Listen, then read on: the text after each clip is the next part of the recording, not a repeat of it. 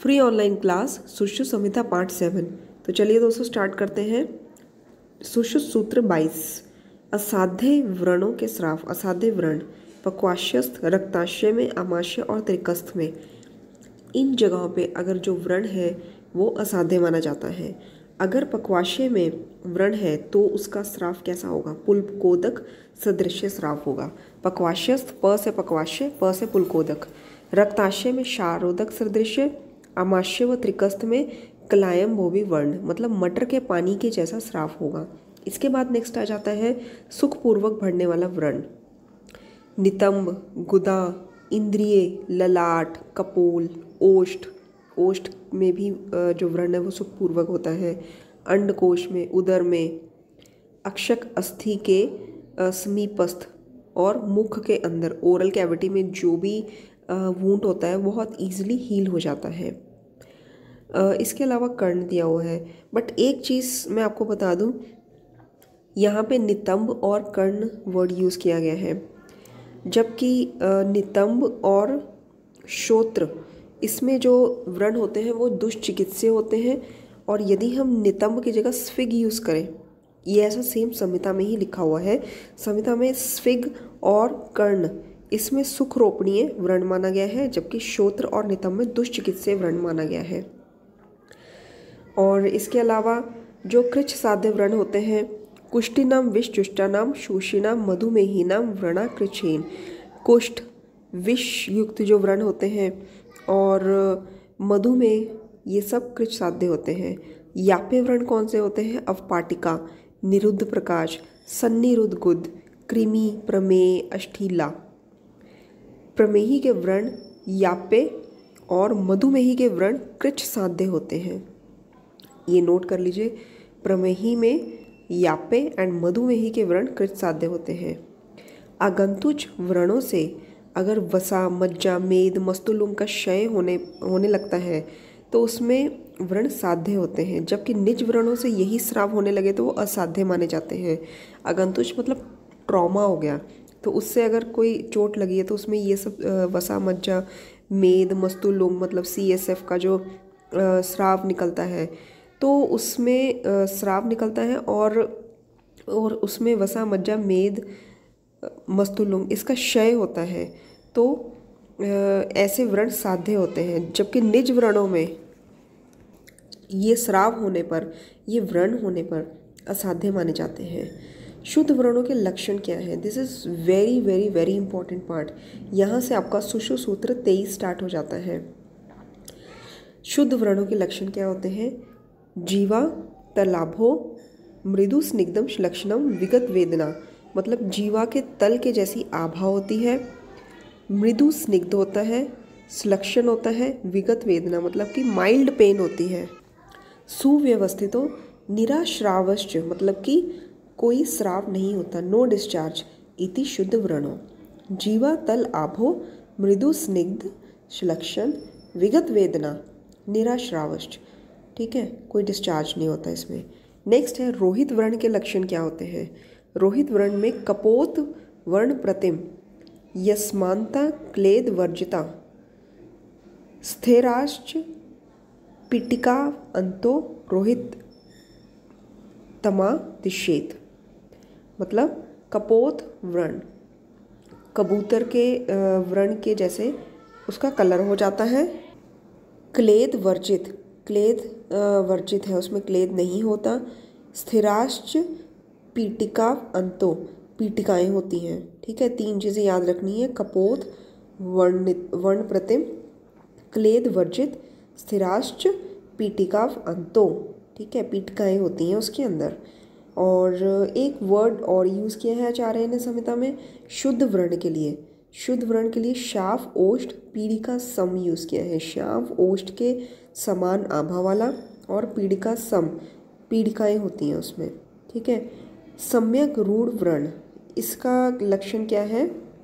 रूढ़ वर्तमान अवग्रंथि अशूनम अरुजम व्रण, मतलब कि जिसमें ग्रंथि कोई गांठ ना हो, जिसमें कोई पेन ना हो, और त्वक सवर्ण, त्वचा के वर्ण के समान हो गया हो, समतल हो, सम्यक गुण हो, विनिदर्शिते, जो जिसमें अवग्रंथि, अशूनम, अरुजम, त्वक सवर्ण समतल हो, सम्यक रूढ़ हो। ये जो हील हुआ व्रण है जो ठीक हो गया है उसके लक्षण है। ठीक है, नेक्स्ट हम चलते हैं व्याधि वर्गीकरण में। अगर व्याधियाँ देखी जाएं तो आचार्य ने यहाँ से आपका सूत्र 24 स्टार्ट हो जाता है। ये जो पॉइंट्स हैं मैंने आपको पहले बताया, क्योंकि ये क्रैश कोर्स है, इसमें बहुत थोड़े थोड़े पॉइंट्स कवर किए हैं, मेन डिटेल हम संहिता में पढ़ेंगे। इसमें ये चैप्टर्स बहुत इंपॉर्टेंट है, जिसने ये चैप्टर नहीं पढ़े तो वो क्लियर नहीं कर सकता एग्ज़ाम, इतना तो पक्का है, क्योंकि ये जो पार्ट चल रहा है सूत्रस्थान, it's very very very important. लेकिन इसमें जो मेन पॉइंट्स हैं फिर भी वो हम कवर करने की कोशिश करेंगे। यहाँ पे सूत्र 24 स्टार्ट हो जाता है, जिसमें व्याधि वर्गीकरण है। व्याधि वर्गीकरण में व्याधियाँ दो तरह की बताई है, एक तो है जो शस्त्र साध्य है, दूसरी है स्नेह आदि क्रिया साध्य। और इसमें आचार्य ने व्याधि को बोला है दुख संयोग। दुख संयोग भी व्याधि को ही कहा है। और दुख कितने प्रकार के होते हैं? 3 तरह के दुख माने हैं, आध्यात्मिक दुख, आदि भौतिक दुख, आदि दैविक। आध्यात्मिक, आदि भौतिक, आदि दैविक। और आध्यात्मिक व्याधियाँ कितनी होती हैं? 3। आध्यात्मिक व्याधियों में सबसे पहला आ जाता है आदि बल प्रवत। आदि बल प्रवत मतलब माता और पिता कृत जो होती हैं, ठीक है, जैसे कि अर्श हो गया, कुष्ठ हो गया, दीज आर हेरिडिटरी। जन्म बल प्रवत जैसे कि रसज है, 2 हृदय अपचार कृत हो गया, ठीक है, मतलब कि 2 हृदय अपचार, गर्भ अवस्था में कोई अपचार किया हो उसके कारण, जैसे कि वामन और पंगु, ये है जन्म बल कृत। और इसके बाद आ जाता है दोष बलकृत। दोष बलकृत कितनी व्याधि होती हैं? 2, शारीर और मानसिक। दोष बलकृत क्यों होती हैं? जब हम मिथ्या आहार विहार करते हैं, दोष प्रकोपित हो जाते हैं, इसीलिए शारीरिक और मानसिक 2 व्याधियाँ दोष बलकृत बताई हैं। जन्म बलकृत बताई हैं रसज और 2 हृदय अपचारकृत, जैसे वामन और पंगु। आदि बल प्रवृत्त मात्र व पितृकृत होती हैं, जैसे अर्श व कुष्ठ। आदि भौतिक व्याधियाँ बताई हैं संघात बल प्रवृत्त। संघात होने से जो व्याधियाँ होती हैं, जैसे कि व्यालकृत होती है और शस्त्रकृत होती है। शस्त्र के लग जाने से जो ट्रॉमा होता है। इसके बाद आ जाता है आदि दैविक। आदि दैविक में तो इसमें देव बल प्रवृत्त, काल बल प्रवृत्त और स्वभाव बल प्रवृत्त। देव, काल, स्वभाव 3 कैटेगरीज आ जाएंगी अंडर आदि दैविक व्याधियाँ। देव बल प्रवृत्त जैसे कि शाप या विद्युत कृत, ठीक है, देवताओं के श्राप से जो व्याधियाँ हो जाती हैं वो, ठीक है, इसको विद्युत कृत व्याधियों को उपसर्गज व्याधियाँ भी कहते हैं। काल बल प्रवृत्त में आपका आ जाएगा व्यापन और अव्यापन ऋतुकृत। स्वभाव बल प्रवृत्ति में स्वभाव बल से भी व्याधियाँ होती हैं। इसके अंदर काल कृत और अकाल कृत आ जाता है, जैसे कि जरा और क्षुधा। स्वाभाविक व्याधियाँ आचार्य सुश्रुत ने 5 बताई हैं। शुद्ध, पिपासा, जरा, मृत्यु, निद्रा, ठीक है, भूख, प्यास, जरा, जो बुढ़ापा है वो भी, उसके बाद उसमें भी कई बीमारियां लग जाती हैं तो वो स्वाभाविक में आ जाती हैं। स्वाभाविक और मृत्यु और निद्रा, ये 5 आचार्य सुश्रुत ने बताई है, ठीक है। तो धातु प्रदोषज विकार, धातु प्रदोषज विकार में क्या आता है? जैसे रसज में ज्वर, कार्शर्य, पांडु, वली, पलित, ठीक है।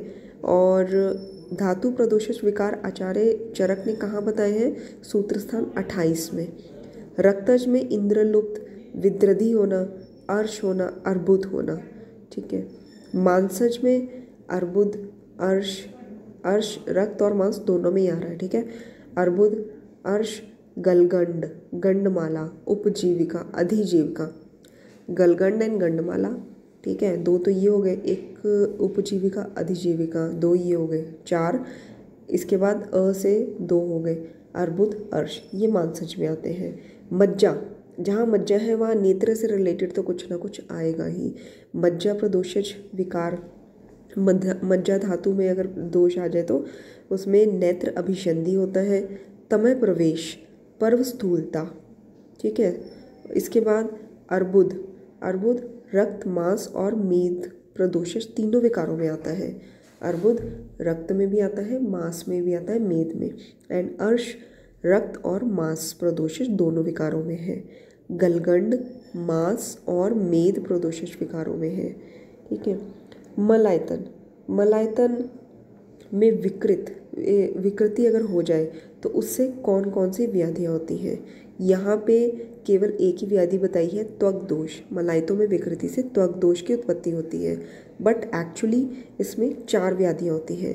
त्वक दोष, संग, अति प्रवृत्ति, अप्रवृत्ति, ठीक है। और नेक्स्ट आ जाता है सीवन कर्म, ठीक है। सुश्रुत सूत्र 25 स्टार्ट हो जाता है। This is also very very important. सीवन कर्म के प्रकार कितने होते हैं? वेलितक, गोफनिका, तुन्न सेवनी, ऋजुग्रंथि। वेलितक, गोफनिका, तुन्न सेवनी, ऋजुग्रंथि। सीवन सूत्र हेतु द्रव्य कौन कौन से होते हैं? अश्मंतक, गिलोय, शण, शोम, घोड़े के बाल, घोड़े के बालों से सूचरिंग की जाती थी, गिलोय से, शण से, शोम से, अश्मंतक से। सीवन के अयोग्य स्थितियाँ कौन सी होती हैं?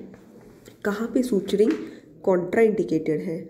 इसमें है ना शार अग्नि, विषय जुष्टा, ना च मारुत वाहिना।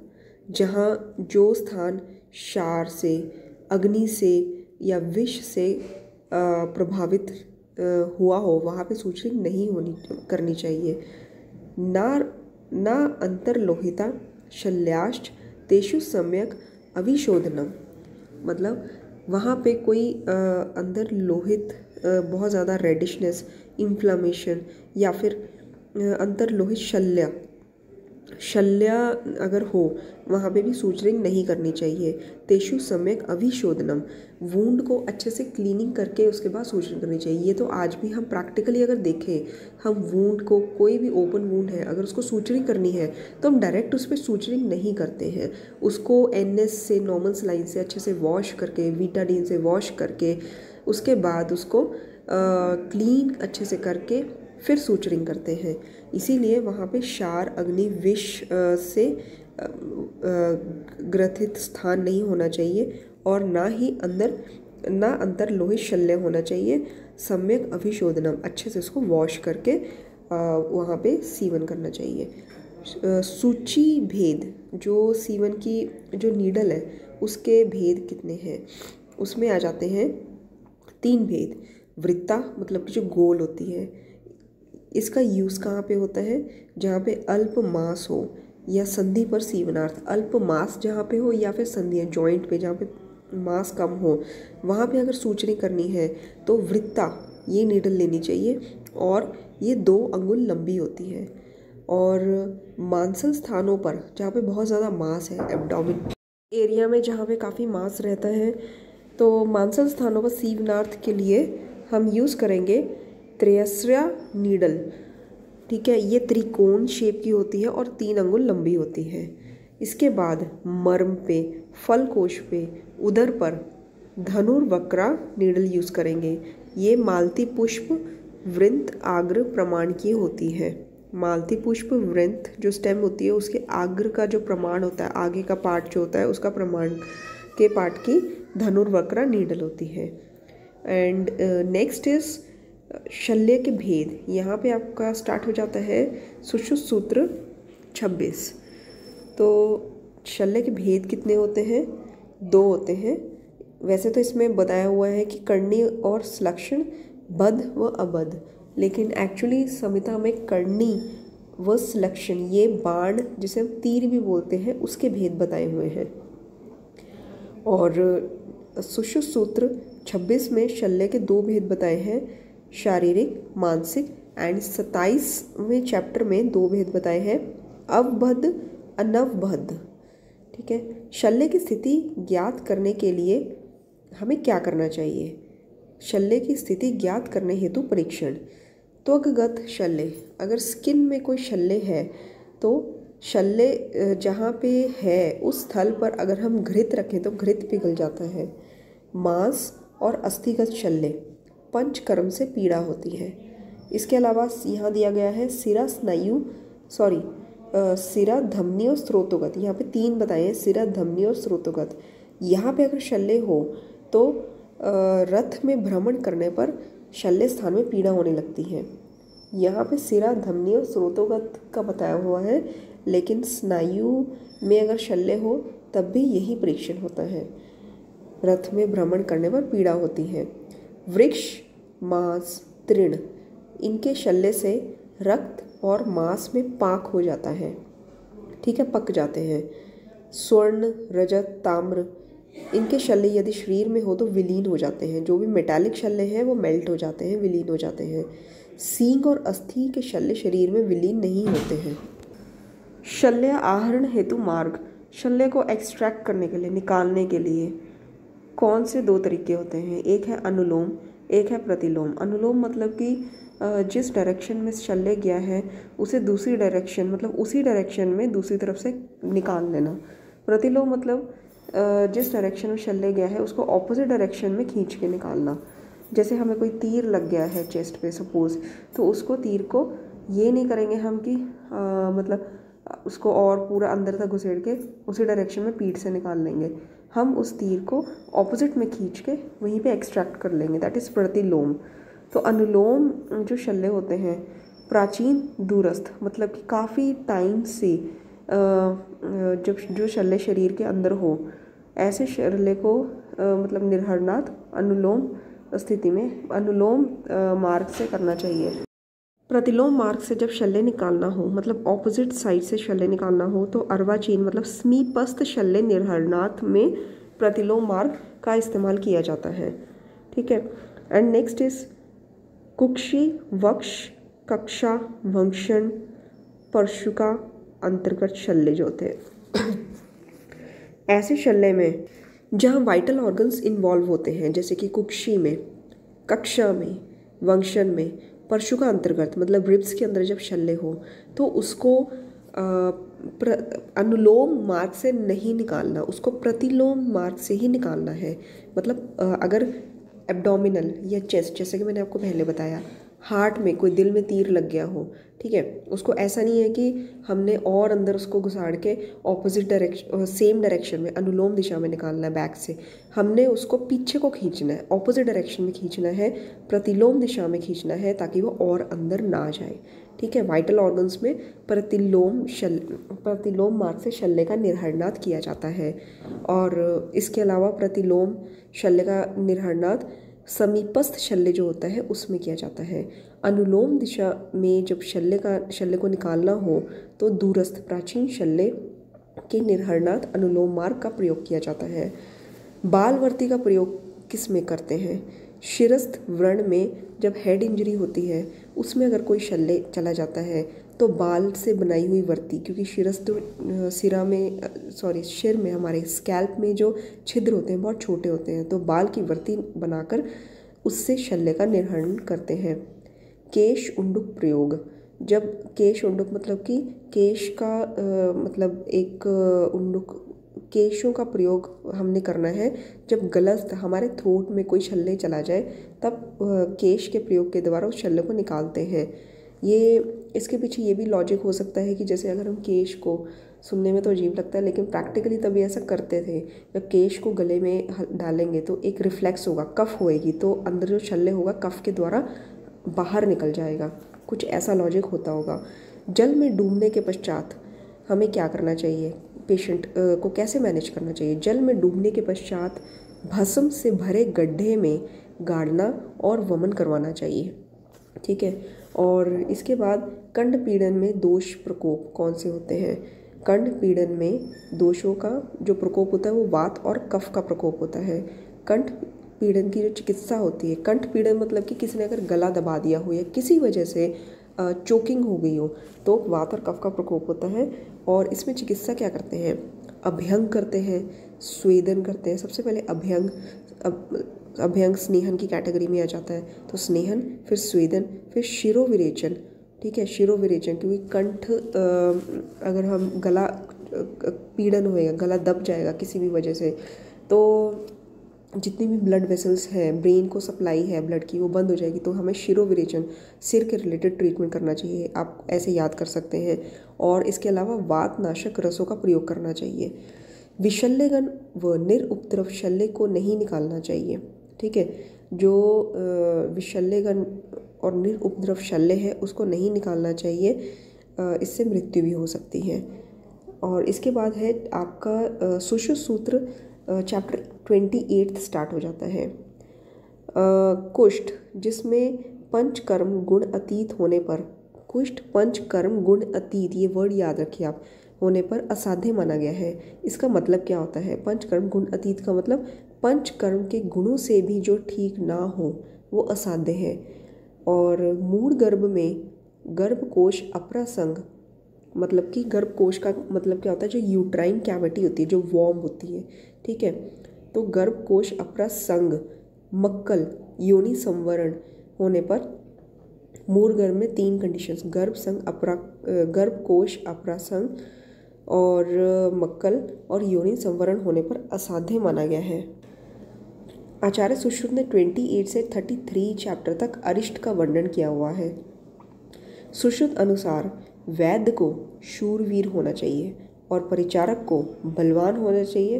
अश्रांत मतलब कि जो थकने वाला ना हो, ऐसा होना चाहिए।